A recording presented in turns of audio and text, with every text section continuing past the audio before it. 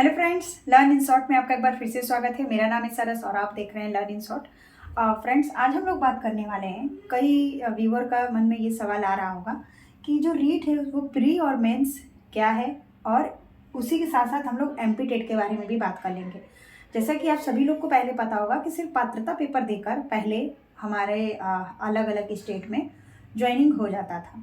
पहले अपने यूपी में भी यही सिस्टम था कि सिर्फ यूपी टेट देने के बाद आपको अदर कोई भी एग्ज़ाम नहीं देना होता था। लेकिन 2016 के बाद ये सारे नियम को लाया गया और अब यूपी के जैसे ही बहुत सारे स्टेट ऐसा नियम ला रहे हैं।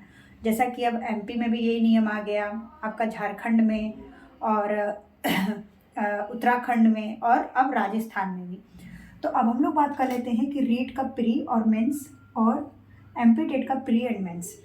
तो इसमें करना क्या है आप लोगों को कि आप लोग को पता होगा कि आप लोगों को पहले एक पात्रता पेपर देना होता है, एलिजिबिलिटी टेस्ट। जैसे कि आपका रीट जो है वो राजस्थान का है, उसके अलावा एमपी टेट अभी बीता है। पहले एमपी में भी यही होता था कि एग्ज़ाम एमपी टेट आप देते थे, अभी लास्ट 2022 में भी यही हुआ है। और कुछ दिन के बाद बहुत इनका प्रोसेस बहुत स्लोली होता है, बहुत फास्ट नहीं काम करवाते हैं, 1 साल लगभग लग जाता है। तो पहले एमपी टेट देने के बाद भी जो 2022 में हुआ था, तो मेरे जानने पहचानने में भी जो एमपी के लोग हैं, क्योंकि मैंने कुछ दिन एमपी में भी रहा था, तो फिर वहाँ के लोगों ने जिन्होंने एग्ज़ाम दिया था उनका भी सिलेक्शन हो गया था, तो जिनका स्कोरिंग अच्छा था। लेकिन एमपी टेट में देखिए एक डिमेरिट होता है कि आपका जो सिस्टम सीबीटी मोड का एग्ज़ाम होता है, उसमें स्क्रीन पे आपको कंप्यूटराइज नंबर दिख जाते हैं, जिसमें क्या होता है कि कभी कई लोगों का बहुत बढ़ा के दिखा देता है, कभी कई लोगों का बहुत घटा के दिखा देता है। तो कई लोग ऐसे होते हैं सॉरी, कि जिनका नंबर बहुत अच्छा आ जाता है, लेकिन जैसे रिज़ल्ट आता है उसमें उन लोग का नंबर घट जाता है। और कई बार जो वहाँ पे वो लोग डायरेक्ट एग्ज़ाम देते हैं, तो वहाँ दिखता है कि मतलब कि फेल पास लिखता नहीं है सिस्टम में, नंबर कम आ जाता है, आप अपने कैटेगरी के अकॉर्डिंग उसमें वो कर लेते हैं। लेकिन बाद में फिर जब रिज़ल्ट आता है तो उनका नंबर बढ़ जाता है, 10-10, 12-12, यहाँ तक कि 15-15 नंबर बढ़ के भी एमपी टेट में लोगों का नंबर बढ़ जाता था। तो फिर होता क्या था पहले कि पहले एमपी टेट के बिहाफ पे ही जॉब मिल जाता था। नंबर ऑफ वैकेंसी एमपी में काफ़ी कम रहता था, हमेशा ही 10,000, 15,000, 12,000 ऐसे ही रहता है।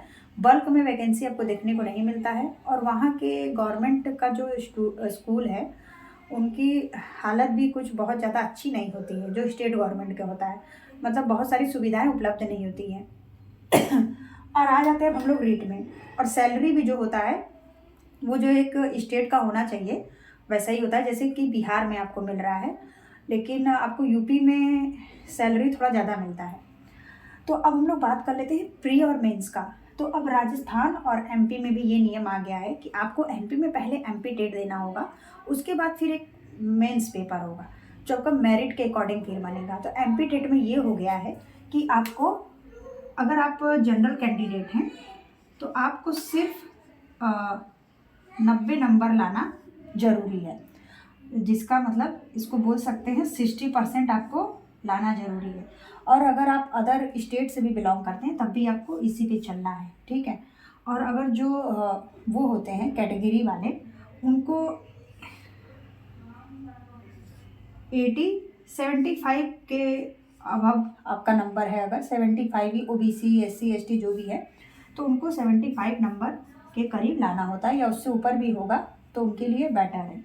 जैसे कि यूपी टेट में क्या होता है कि और सी टेट में भी कि आपके पास 81-82 नंबर होना चाहिए अगर आप कैटेगरी से बिलोंग करते हैं तो ये था आपका एमपी टेट का। और सेम यही क्राइटेरिया आपका बन जाता है रीट का भी, कि आप अगर आप रीट पे पेपर देने जाते हैं तो आपको बहुत ज़्यादा स्कोर करने की ज़रूरत नहीं है, क्योंकि उसके बाद एक दूसरा पेपर होगा जो कि आपको 2025 में ही देखने को मिलेगा।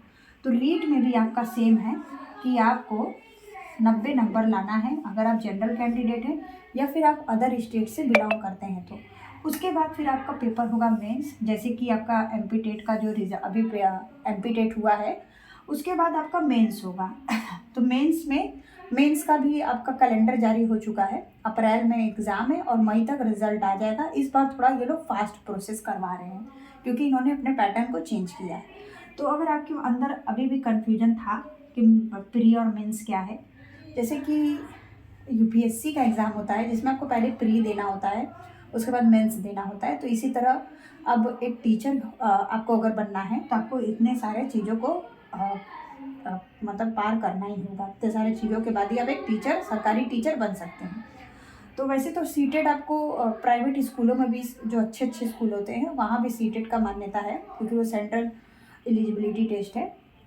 तो और एमपी में और राजस्थान में आपका सीटेट नहीं चलता है, यूपी में चलता है। अभी तक यूपी में कोई ऐसा नियम नहीं आया कि सीटेट नहीं चलेगा।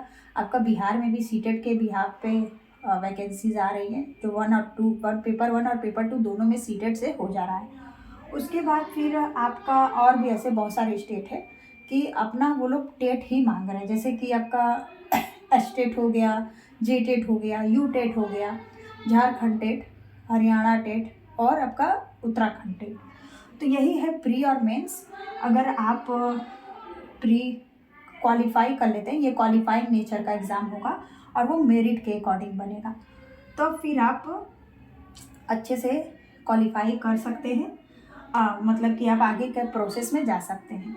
तो इसके सबसे पहले अगर आपको राजस्थान का टीचर बनना है, अगर आप राजस्थान से बिलोंग करते हैं या फिर आप अदर स्टेट से बिलोंग करते हैं, क्योंकि राजस्थान में आपको वैकेंसी ज़्यादा देखने को मिलेगी, लगभग 80, क्योंकि राजस्थान में कई सालों से वैकेंसी नहीं आई है। तो क्योंकि ये लोग बोले थे 2022 में ही कि रीट के बाद मेंस होगा, तो क्या है कि फिर इन्होंने मेंस का एग्ज़ाम नहीं लाया, तो ये एक बार फिर रीट ला रहे हैं, क्योंकि पहले एक बार रीट लाना ज़रूरी था, क्योंकि अगर ये रीट पे ही अगर वैकेंसी निकाल रहे हैं तो। और ये आपका लाइफ टाइम के लिए रहेगा, ये अच्छी बात है। आप एक बार पास कर लीजिए, आपके हमेशा के लिए हो जाएगा, जब तक आप टीचर बनने के लिए आपकी एज है तो। और एमपी टेट में भी सेम यही नियम है कि आप एक बार, पहले क्या था कि 3 साल का वैलिडेशन होता था अगर कोई भी टेट का, लेकिन अब अगर आप ये दोनों एग्ज़ाम दे देते हैं तो आप एक मेंस के लिए आप रेडी हो जाएंगे। तो फ्रेंड्स, ये छोटा सा इन्फॉर्मेशन था, क्योंकि बहुत सारे लोग कंफ्यूज हो जाते हैं कि प्री और मेंस क्या है और हमें कितने नंबर लाने हैं। तो इसीलिए मुझे लगा कि ये इन्फॉर्मेशन आपके साथ शेयर करना चाहिए। तो फ्रेंड्स, इस वीडियो में इतना ही। आई होप कि ये आपके लिए यूजफुल होगा। वीडियो पसंद आए तो वीडियो को लाइक कर दीजिए, चैनल को सब्सक्राइब करिए, अपने दोस्तों के साथ शेयर करिए, और आपका कोई भी क्वेश्चन हो तो आप कमेंट कर दीजिएगा, आपको जवाब मिल जाएगा। तो मिलते हैं नेक्स्ट वीडियो में एक नए इन्फॉर्मेशन के साथ, जो कि हमें पता रहना चाहिए, जो भी छोटे मोटे टीचर के लिए इन्फॉर्मेशन होता है। तब तक के लिए बाय बाय।